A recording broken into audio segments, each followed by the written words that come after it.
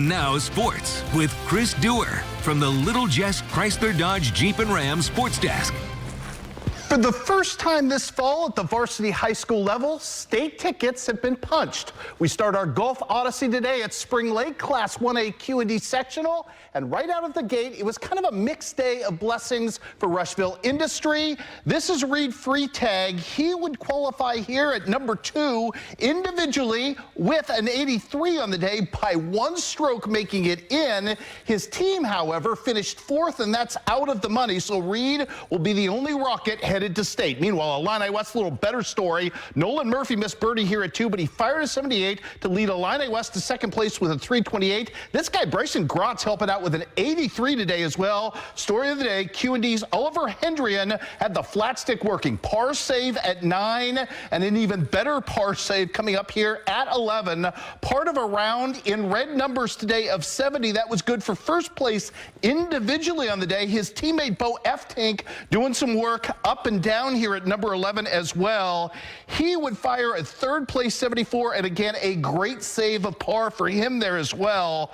By the way, Aiden Tangy's 75, huge today for the Raiders as Q&D wins this thing running away to punch their ticket to state with a 298 individually. Check out Isaac McLaughlin here of Pittsfield. Great work on number 1. He had a 79 today. He is going to state individually, as is our guy Cade Ross from Beardstown. Congratulations to all our 1A qualifiers. Meanwhile, in Class 2A, Jacksonville finishes second today by a stroke in their sectional to punch a ticket to state in Champaign.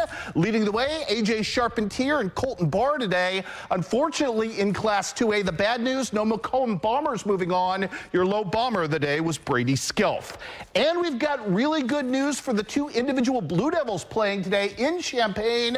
Great stuff on that front, but by both by Novacell and by Hunter St. Clair, who get to continue their odyssey. Novacell with a 74 for a 7th place finish. Hunter St. Clair finishes 20. Again, both of those gentlemen headed off to state. Let's do some girls action now, taking you over to Springfield for the Rochester sectional today. And Natalie Druffel coming off an ace yesterday in her practice round. She was pretty good and not looking like a freshman today. Lots of great balance today for the Lady Raiders, who had 4 golfers in the mix at 90 or better. Druffel, one of them today, firing an 89. Her efforts here with the flat stick, pretty darn good as well. As we take a look at the final showing today for Quincy Notre Dame, great balance led by Belle Boudreau. Sorry she was not pictured in these highlights. Our friends shooting today in Springfield could not find her on the course, but she did fire a 75. Meredith Eversman with an 84, steady as ever, and Nancy Schultz with a 90 today. So congratulations to the Lady Raiders. They finished second to a really loaded Sacred Heart Griffin team there. We've got more golf to talk about, unfortunately. No Quincy High or Macomb Lady Bombers advancing to state. How about this CCC girls matchup today for the conference meet? How about this girl, Morgan Chris, the favorite coming in, and she lived up to the billing. Hole number 1, the par 5. Her 3rd shot is good. Her 4th shot is birdie level good as she jars that. She fired a 77 today. She was the medalist in this event by 10 strokes. South Shelby's Sophia Elazarez doing great work here as well. She is going to earn all conference honors. What a par save for her at number 3. She finished 4th on the day at 98. Her teammate Hannah Gaines also all conference today with a nice showing. Centralia's Kyla Spickert right here with a save on number 3 as well. She fired an 87. That was good for 2nd place. Highland is your winner today with a 390 to take the conference championship. South Shelby with good balance gets a 432. Centralia ends up finishing 4th on the day with a 444. Speaking of conference meet action, we had cross country taking place over in Macon today. On the girls' side, Monroe City, the favorite coming in. Centralia's Kennedy Moss blistering the field today. 2058 for medalist honors. Here comes the Monroe City representation. Of course, how about Brady Keller with a 2146 for 2nd place.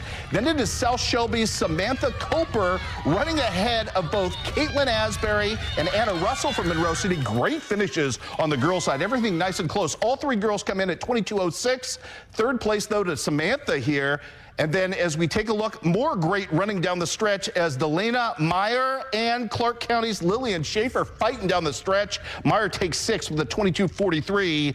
South Shelby's Kylie Barton with a 22.56. Monroe City is your girls champ with a team score of 41. Clark County finishes second with a 72. On the boys side today, loaded race, lots of great action. Our guy Mason McDaniel running with a cold today, not running his usual great race because he was the favorite coming in, but he was struggling today. His struggles, though, are still pretty darn good relative to everybody else. Centralia going 1 and 2 in this one. Noah Spickert with a 16.50. Carter Moss with a 16.51 for first and second. How about our guy Noah Wilt from South Shelby, though, showing out in this one, a third place finish, ran a great race, finished in a time of 17:30 today. Then it was Centralia back-to-back again. They took the team title. Dreist, Bostic, and Wesley Robertson, 17:31 and 17:38. Sixth place, even though he couldn't breathe, for Mason McDaniel. He's just that talented. 17:49 for him. You know that will be better come postseason time. Zeke Deckard of Centralia finished 17:56, and Cooper Seaton of South Shelby 8th today at 18:04. Centralia with 19 points to win it. South Shelby second today with 48 points on the day. Elsewhere on the scoreboard, we go through some softball quickly. Scotland County, no match for Clark County, which wins 11-7. North Shelby shuts out Atlanta today. Highland, a big winner over Putnam County. Mark Twain falls to Westran. And it was South Shelby today losing to Louisiana as Jordan Pedersen hits her third home run of the season. Little softball to show you. Canton and Palmyra, strange but fun game today. Top of the first, Katie Guilfoyle going to step to the plate and hit a 2-run ground rule double right here with the bases loaded to get the fun started. But unfortunately for Canton, they built a 7-1 lead and watched Palmyra grit its way all the way back to a walk-off win. Great job by the Lady Panthers in this one, getting a little postseason momentum going with an 8-7 victory. Elsewhere on the scoreboard, soccer today, Quincy Notre Dame with a late goal to pull off the draw today. Good stuff for them as they end up getting the draw behind 2 goals from Nolan Heck. Tough day for Canton taking on that powerhouse that is Southern Boone, but fought hard in a 9-0 loss. Volleyball today, it was Payson Seymour losing in 2 to Unity. Southeastern winning on the road at Rushville Industry. Brown County with a nice effort today across the board to take down South Fulton in straight games. And in tennis today, it was Quincy Notre Dame beating Quincy High School 6-3.